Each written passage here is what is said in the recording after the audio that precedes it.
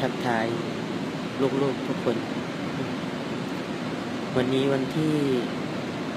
1 เดือนมีนาคม พ.ศ. 2559 เป็นวันที่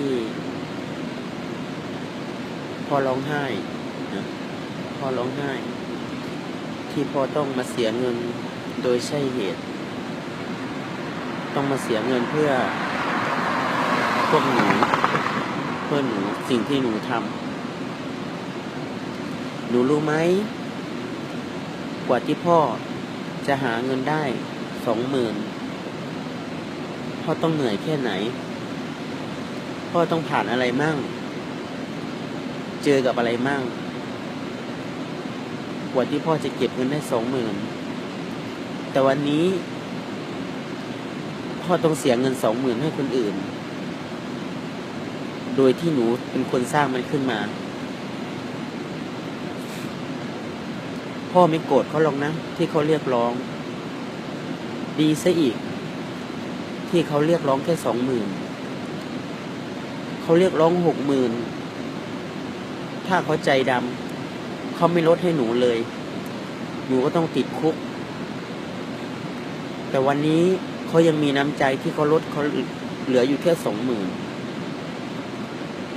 แต่คนที่เสียใจคนที่เจ็บช้ำคือพ่อของพวกหนูรู้ไหมเงิน 20,000 มันอาจจะไม่มากสำหรับคนที่เขามั่งมีคนที่เขามีไร่มีนาคนที่เขามีบ้านมีสวนแต่ครอบครัวเราล่ะลูกเงิน 20,000 กว่าที่พ่อจะหาได้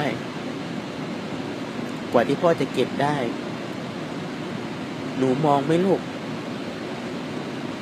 เราไม่มีไร่นาเราไม่มีที่สวนแม้แต่บ้านเราก็หลังเล็กๆกว่าที่เราจะทำเงินได้กว่าที่เราจะเก็บได้ 20,000 พ่อต้องใช้เวลาเท่าไหร่พ่อต้องเหนื่อยเท่าไหร่กว่าที่เราจะได้เงินลูกพ่อเอ้ยพวกหนูจะคิดไหมพวกหนูโตกันขนาดนี้แล้วพวกหนูไม่หาเลี้ยงพ่อไม่หาเงินช่วยพ่อไม่ว่าหรอกลูกหนูไม่ทำงานหนูนอนอยู่บ้านหนูเล่นโทรศัพท์พ่อไม่ว่าลูกแต่พ่อขอได้ไหม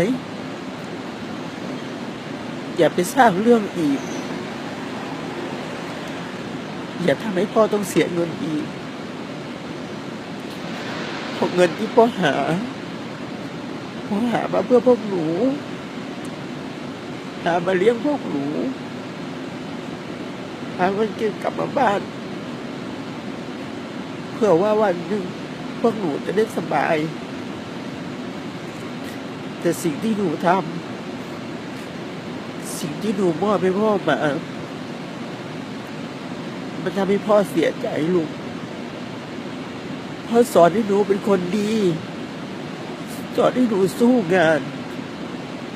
พ่อบอกหนูเวลาที่หนูทำงานหนูเหนื่อย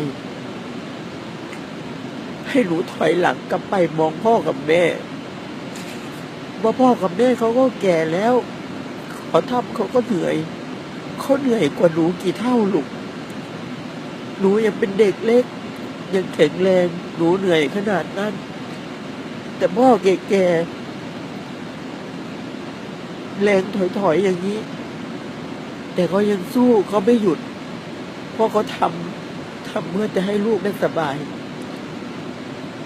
ลูกหยุดได้แต่พ่อหยุดไม่ได้ลูกนอนกลางวันได้ลูกแต่พ่อนอนกลางวันไม่ได้ตื่นเช้าขึ้นมาหนูร้องโอ้ยขี้เกียจตื่นพ่อก็ร้องเหมือนกันแต่พ่อร้องโอ้ยทำไมเหนื่อยจังทำไมไม่มีแรงทำไมท้อจัง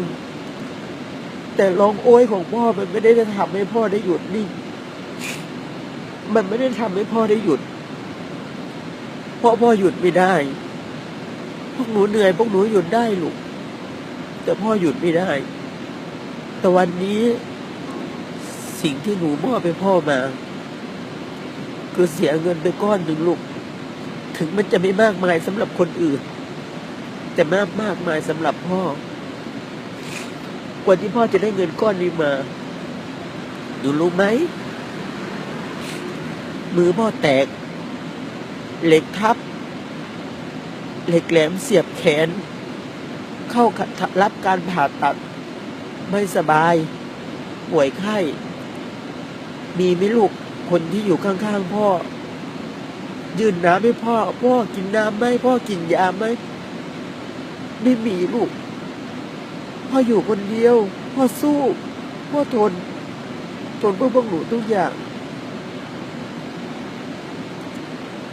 ลูกเอ้ยวันนี้หนูผิดพลาดไปครั้งแรกพ่อไม่ว่าหรอกลูกจำไม่เป็นบทเรียนถ้าเผื่อวันนึงพ่อไม่มีเงินแต่หนูไปทำผิดมาเขาเอาตำรวจมาจับหนูแล้วหนูรู้ไหมพ่อจะมีปัญญาไหนไปเอาหนูออกมาพ่อสอนหนูแต่สิ่งดีๆให้ทำแต่สิ่งดีๆแต่ทำไมลูกทำ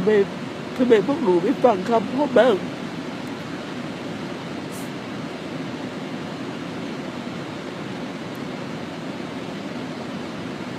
ลูกเอ้ยเมื่อไหร่จะมากันโตสักที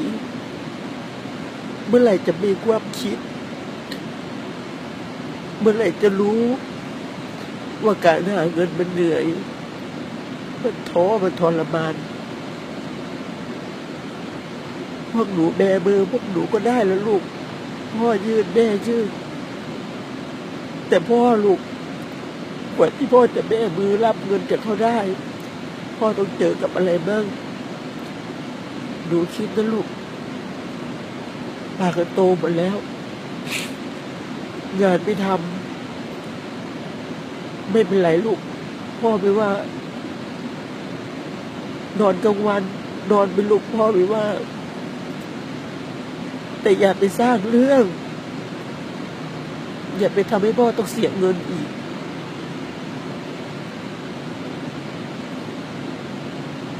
ไม่มีพ่อแม่คนไหนที่มันไม่รักลูกหรอกลูก